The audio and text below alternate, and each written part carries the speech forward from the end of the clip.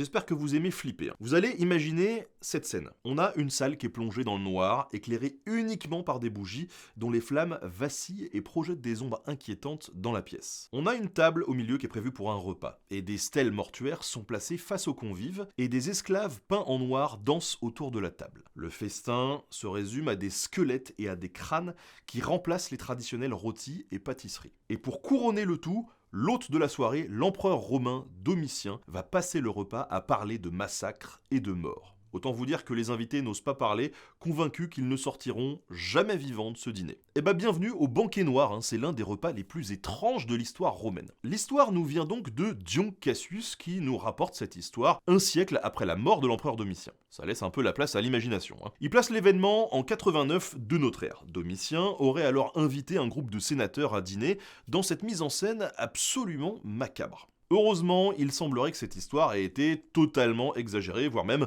inventé par l'auteur, vous vous en doutez, qui, après tout, n'a pas pu en être témoin puisqu'il était même pas né à ce moment-là. On a certains historiens qui pensent même que Dion Cassius n'avait tout simplement pas assez d'humour pour comprendre la vanne. En fait, dans la culture romaine, la mort était souvent intégrée au grand festin d'une manière ou d'une autre, notamment par des ustensiles et des mosaïques qui représentaient des squelettes. L'idée, c'était de rappeler aux convives de profiter des joies terrestres tant qu'ils le pouvaient parce que, après tout, la mort allait jamais bien loin. Bref, c'était une tradition courante, voire à certaines époques, c'était une mode. On a Sénèque, par exemple, qui nous raconte que dans une lettre datant de 65 après notre ère, il y a un sénateur qui avait pour habitude de terminer ses festins par des funérailles simulées pour lui-même. Alors, ça peut être un peu glauque, mais pourquoi pas. Et fin novembre 2024, on a un journaliste, Sam O'Brien, et l'archéologue culinaire Farrell Monaco, qui se sont lancés dans un défi absolument fascinant, à savoir recréer un repas inspiré du banquet noir. L'idée, c'est de goûter à la cuisine romaine, tout en s'imprégnant de l'ambiance un peu étrange de cette anecdote. Et alors, qu'est-ce qu'on aurait pu manger à ce dîner un petit peu morbide ?